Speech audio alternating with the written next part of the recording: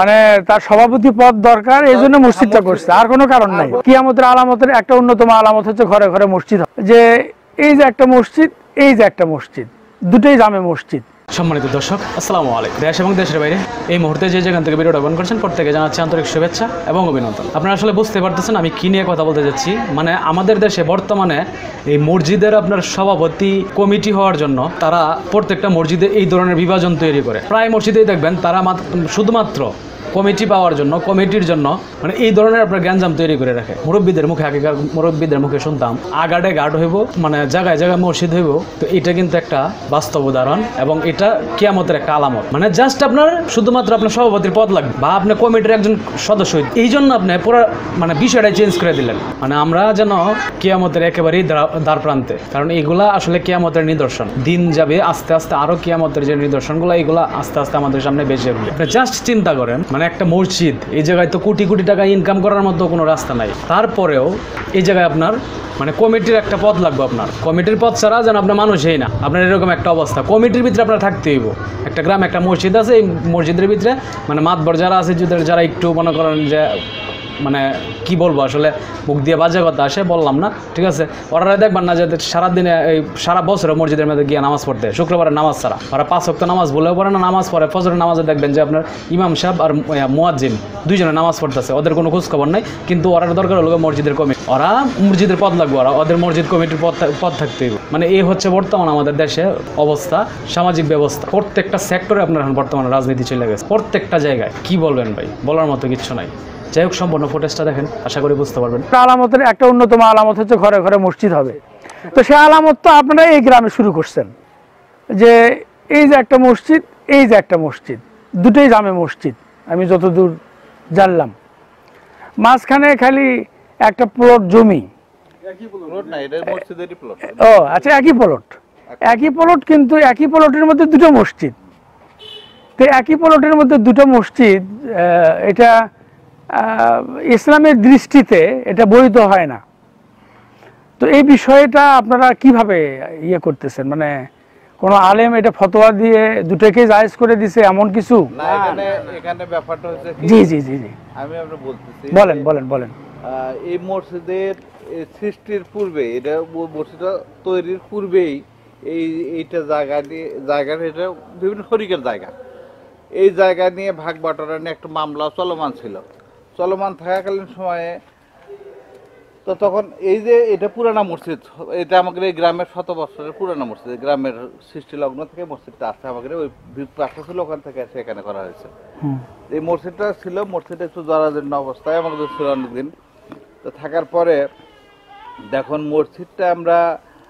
মসজিদের দীর্ঘদিন, এই মসজিদের মূল ব্যাপারটা হচ্ছে এখানে মসজিদের কমিটি ছিল, সেই কমিটিটা দেখাশোনা করতো। তো কমিটির যে সভাপতি ছিল উনি দীর্ঘদিন দেখাশোনার পরে অসুস্থ হয়ে গেল। অসুস্থ হয়ে যাওয়ার পরে সর্বসম্মতিক্রমে এই কমিটির যে ছিল আপনার সভাপতি না, এই কমিটির যে উপদেষ্টা ছিল, তাকে আমরা সভাপতি হওয়ার জন্য প্রথমে অনুরোধ করলাম, আল্লাহ সেকেন্দ্র মণ্ডল। তা অনুরোধ করার পরে উনি বললো যে আমি তো ঢাকায় থাকি, আমি তো যেতে পারতেছি না, তাই ওইখানে আমার ভাইস্তেরাই আছে, ওরাই জমির ওয়াকফ করছে, ওদের মারা, ওরাই সভাপতি হোক, আমি তো আছি। তা থাকলো, তখন এই ওয়াকফকৃত সম্পত্তির মানে যে দাতা, তার হচ্ছে ছেলেকে মসজিদের সর্বসম্মতিক্রমে সভাপতি নিয়োগ করা হলো। নিয়োগ করে 6 মাস পরবর্তীতেই এখন কি ভাবলো, কি হলো না হলো, ওনারা বললো যে আমি মসজিদের সভাপতি হব, মসজিদ করবো। তো আমরা বললাম যে আপনাদের চাচা ভাসতে আপনারা, মানে শুধু মসজিদের সভাপতি হওয়ার জন্য মসজিদ করছে, মানে তার সভাপতি পদ দরকার, এই জন্য মসজিদটা করছে, আর কোনো কারণ নাই। আর তার বড় ভাই এটা সভাপতি ছিল। তো উনি যখন বার্ধক্য জনিত কারণে, কিন্তু আপনি তাকে প্রস্তাব করছেন, কিন্তু তিনি সভাপতি হয়নি আগে, কিন্তু পরে সিদ্ধান্ত চেঞ্জ করে উনি নিজেই সভাপতি হবে। যখন আমরা এখানে সবাই মিলে বাধা করলাম যে আপনারা সভাপতি হবেন, 6 মাস পরে হন, 1 বছর পরে যাক, তখন আমার এখনই দরকার, ওই কথা বলে ওনারা জোরপূর্বক এটা আর ধৈর্য সয়নি, এর জন্য নতুন মসজিদ করছে। পুরোনো মসজিদের জায়গা বেদখল করে নতুন মসজিদ করছে।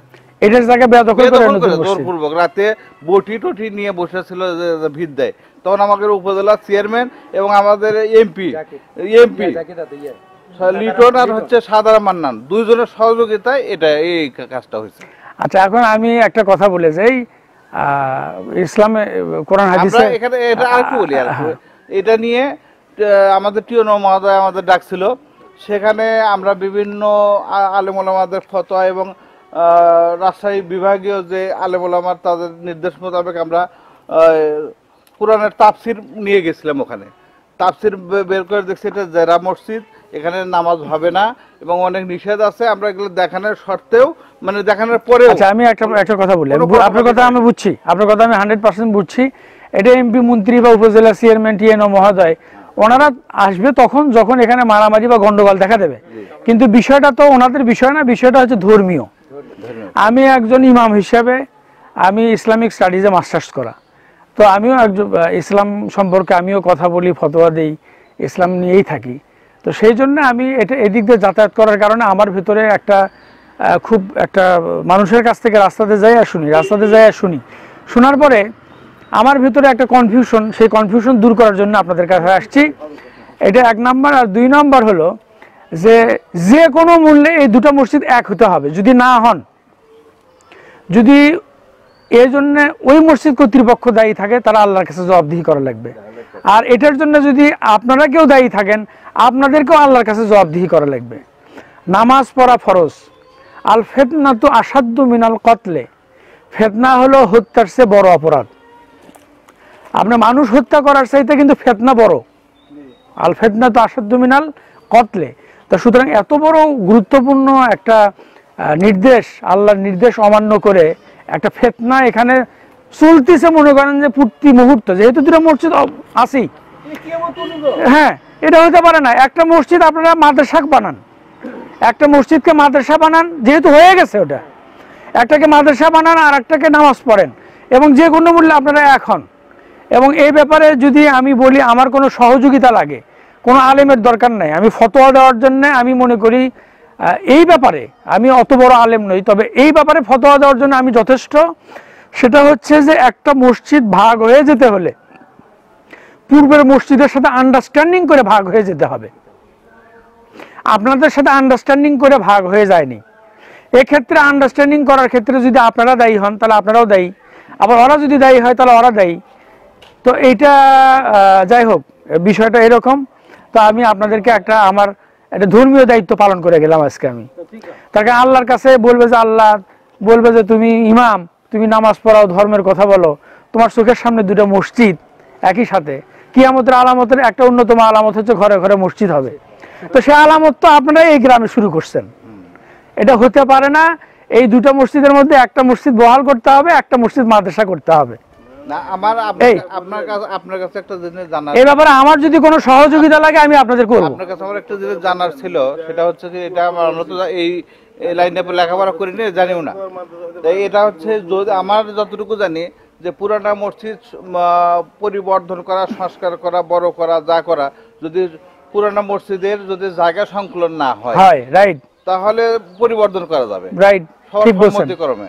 কিন্তু আপনার যেখানে আপনাদের আমি সহজ করে দেই, আপনাদের এই কমিটির অনুমতি ছাড়া এই মসজিদ কমিটি সম্প্রসারণ বা সংকোচন কিছুই করতে পারবে না কেউ। আমি আপনার কথা যেটা বলতে চাচ্ছেন, আমার সময় কম, এই জন্য আমি বললাম আপনাকে হেল্প করতেছি যে এই মসজিদ কমিটি, এটা যেহেতু পুরাতন মসজিদ, এই মসজিদই চূড়ান্ত।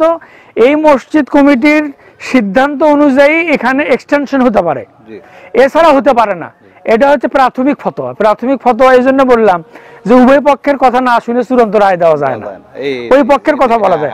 তবে ওই যে মানুষ বলে না প্রাথমিক ভাবে এটা বোঝা গেছে এরকম, তো আমি প্রাথমিক ভাবে বুঝলাম এটা যদি পুরাতন মসজিদ হয় তাহলে এই মসজিদ কমিটির অনুমতি নিয়ে ওটা করতে হবে, এছাড়াও মসজিদ করার কোনো সুযোগ নেই। এটা আমি একটা মানে প্রাথমিক ফতোয়াটা দিয়ে গেলাম। আমি এই মসজিদে প্রায় 10 বছর হলে ইমামতি করি। যখন সব মুসল্লি একত্রিত ছিল তখন থেকে আমি ইমামতি করি, আমি ছোটবেলা থেকে এখানে ইমামতি করতেছি। তো আসলে মূলত কথা হলো এই মসজিদটাই ভেঙ্গে নির্মাণ করার কথা ছিল রমজানের ভেতরে, বড় করার কথা ছিল, আমার ভালো করে মনে আছে, বড় করার কথা ছিল। এই মসজিদটা ভেঙ্গে বড় করার কথা ছিল। তো রমজানের ভেতরে এরকম কথা, রমজানের ভেতরে যখন খাওয়া দাওয়া করাইলো দাওয়াত দিয়ে, তখনও আমাকে এই কথাগুলোই বললো যে হুজুর ওই ঈদের কয়েকদিন পরেই কিন্তু আমরা এই মসজিদটা ভাঙবো। আমি ভাই আলহামদুলিল্লাহ, ভালো কথা। তো ঈদের কয়েকদিন পরেই আমরা দেখি এই জায়গাতে আপনার হচ্ছে ভিত খোঁড়াখুড়ি হচ্ছে, মাটি কাটা হচ্ছে। একদিন জিজ্ঞাসা করলাম, জিজ্ঞাসা করার পরে বলতেছে এই বৃত্তান্ত তারা আলাদা করে মসজিদ তৈরি করতেছে, কিভাবে সম্ভব? তো তারা তখন নাকি আমাদেরকে একটা দেখালো যে জামিল মাদ্রাসার থেকে তারা দলিল নিয়ে আসছে। তো ওই দলিলের মধ্যে যে যে প্রশ্নগুলো করা ছিল, কাগজটা এখনও আমার কাছে আছে। আমি ওই কাগজটা জামিল মাদ্রাসার মুফতি শামসুজ্জাহ হুজুর 10 নম্বর হুজুরের কাছে আমি দিছিলাম যে হুজুর এই কাগজের মধ্যে যা যা প্রশ্ন করছে অধিকাংশগুলো ভুল, প্রশ্নই ভুল, তার প্রশ্নগুলোই ভুল। তো অ্যান্সারটা ঠিক কিভাবে হয়? আমি ভুলই প্রশ্ন করছি, আমার অ্যান্সার তো ঠিক আর হবে না। তখন এই সকল বিষয়ে হুজুরদের যেটা মানে আমি বলবো বিনয়ের সাথে, ওনারা অনেক বড় আলেম, আমি ওনাদের সম্পর্কে কোনো কমেন্ট করতে চাই না, তবে একটা কথা বলবো, কিছু বিষয় আছে সরজমিনে সচক্ষে না দেখে হ্যাঁ। কোনো ফয়সালা দেওয়া যায় জি। না। প্রিয় ভাইয়েরা, পাকুল্লা ইউনিয়নের হুয়াকুয়া গ্রাম পার হয়েই সজনপাড়া ব্রিজ, এই ব্রিজ পার হয়ে পাশাপাশি দুটো মসজিদ, এই যে একটা মসজিদ দেখতে পাচ্ছেন, আমি দেখাচ্ছি আমার এই যে এই মসজিদটা, এই মসজিদটা এই রাস্তার ধারে। আবার দেখেন এখান থেকে কয়েক গজ দূরে আরেকটা মসজিদ এখানে। তো ধন্যবাদ সকলকে শেষ পর্যন্ত ভিডিওটা দেখার জন্য। সেই সাথে ধন্যবাদ জানাই আমার অডিয়েন্স যারা আছেন, যারা আমাকে প্রতিনিয়ত সাপোর্ট দিচ্ছেন। আশা করবো প্রতিনিয়ত সাপোর্ট দিয়ে যাবেন, এবং ভিডিওটা যদি ভালো লাগে অবশ্যই চ্যানেলটা সাবস্ক্রাইব করে রাখবেন, পাশে থাকা বেল আইকনটা অন করে রাখবেন। ভালো থাকবেন সকলে, আসসালামু আলাইকুম।